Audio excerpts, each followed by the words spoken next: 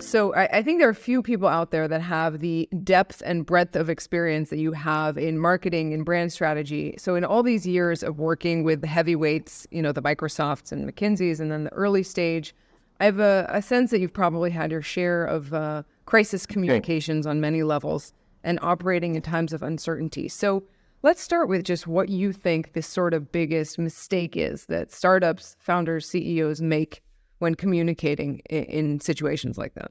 And unfortunately, there are a lot of mistakes. So I'll say that a good place to start the conversation is that obviously during crisis and uncertainty, or as it's called now, managing in the VUCA, I don't know if you've heard that phrase, it's volatility, uncertainty, change, and ambiguity. And this even predated the financial crisis that we're seeing now, or the huge tech layoffs because of the pandemic and because of supply chain disruptions and so forth. It's been a very, very challenging time in general.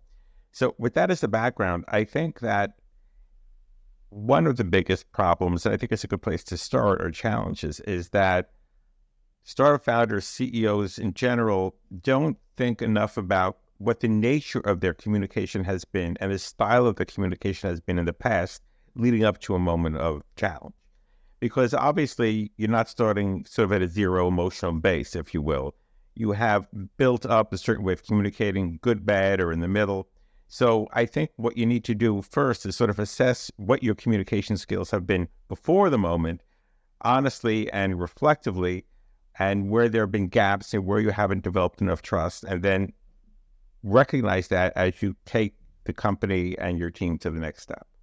What actually is your take on that? The word trust is a big one, obviously, and we're talking really about walking this line and finding a way to approach messaging in a way that is transparent, that builds trust. But I imagine a lot of people are also a little nervous to, how open should I be? How transparent should I actually be?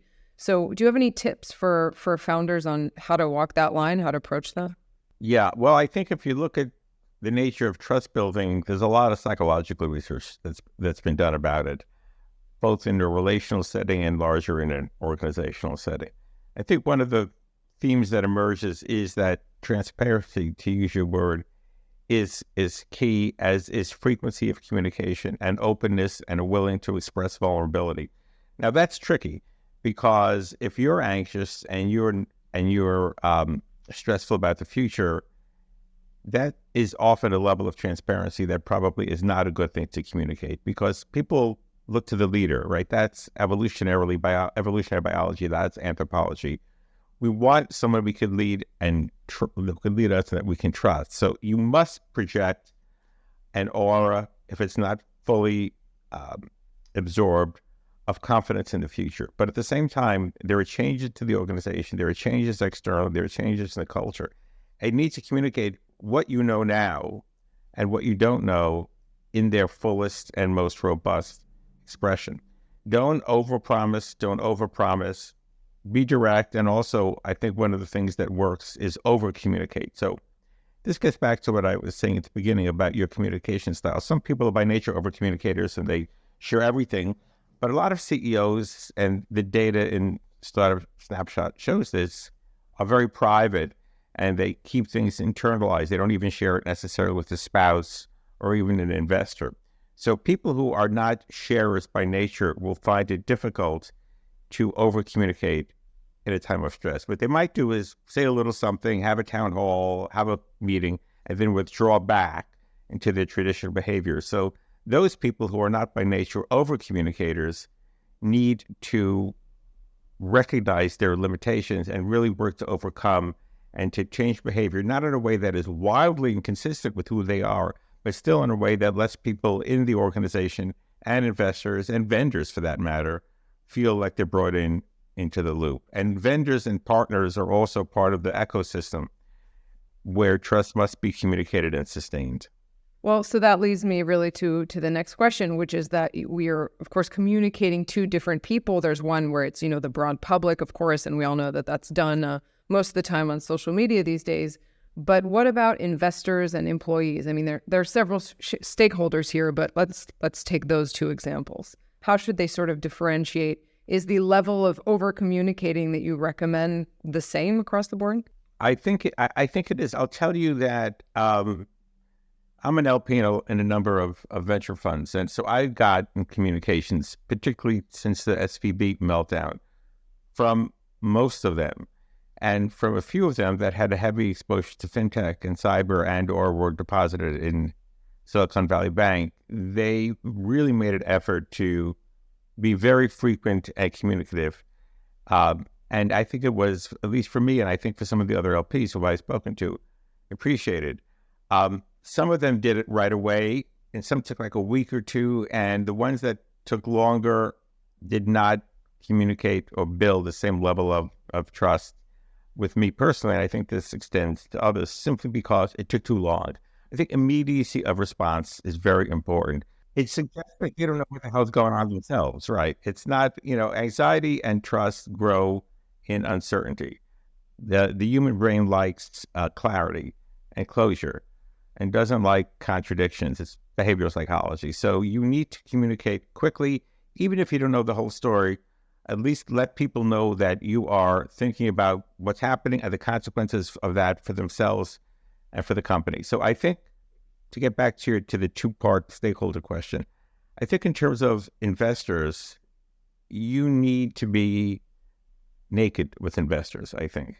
I think investors are extraordinarily, for the most part, sophisticated, and they have good bullshit detectors, if I may, and they know how to cut through it. And they better, otherwise they're probably not very good investors. Well, there won't be VCs for long, right? That's their whole one of the things venture capital always says, we don't invest in businesses, we invest in people. Well, what does that mean? You invest in people who are innovative, who are thinking ahead, but at the same time are trustworthy and able to adapt and adopt quickly in times of crisis. So I think that founders and CEOs need to communicate with full disclosure, show even some vulnerability and anxiety. It's okay. The best venture firms and best venture partners, and there are many of them, I think by far the majority in this case, did not want any rose-colored glasses being put on the situation. Because if you're going to have to come back to your investors to ask for a bridge or to ask for some help in this trying period, and this also speaks to the future, it's very hard to do that if they feel that they've been misled or, I don't want to say lied to, that a clear and urgent picture has not been painted. If you bring people along step by step, and then eventually you need to say, hey, we need a bridge while we're raising another round, you're much more likely to get that bridge if you brought your investor partner along with you on the journey than if you come at them cold. It's like anything in any relationship, that is true. Now, in terms of your employees, I think you need to be first very choiceful about how you speak to them, and then be consistent and be vulnerable at the same time, again, without being too exposed. So again, this gets back to understanding what your communication style has been. Now, because so many startups were founded by engineers, product people, they are not necessarily the most communicative and expressive and emotionally open people in the world. Their brains are wired for coding, not for conversation. So coding brain versus the conversation brain is very different anatomically, I'm sure. So they need to push a little bit beyond their comfort zones and maybe even do some rehearsing and make some notes and prepare for those conversations so you don't miss anything. Now, we talked earlier about the difference between cultures, and I think this is where, let's say, the U.S. and Israel are very different. Obviously, everybody in Israel served in the army, is kind of used to crisis, is brought up in an environment where stress is sort of always at a low level. In America, we're much more spoiled. We're not used to crises. A lot of founders, not all, but a lot of them went to good colleges and they had an easy glide path in life. Now, all of a sudden, they raised money. It wasn't hard. Now, all of a sudden, the world is coming to an end, or they think it is. So they're going to have to go through a different series of internal battles and struggles than Israelis. But Americans tend to be, again, all these are generalizations, so don't shoot me for them. Americans tend to be much more emotive conversationally, I'm talking about founders, not in general, than Israeli founders who, as I said, often come from technical backgrounds. And so it's kind of harder for them to communicate. So you got to sort of understand, what is the culture that you built? What is the conversational style that you built? Are you talking to people all the time? Do they really know what's happening in the business? Or have you sort of walled off some of the core dimensions of the business from the people who are actually doing the work? So if it's the latter, this, I think, is a good time to reset your relationship with your employees. Absolutely. As they say, let no crisis go unwasted. So use this as an opportunity to establish new, deeper bonds with your people. And if you're going to have to do a RIF, or reduction in force, at some point in the future, it's even more important because the people that remain are going to be critical to your success. So use this as an opportunity to rebuild, reset, communicate in a different style.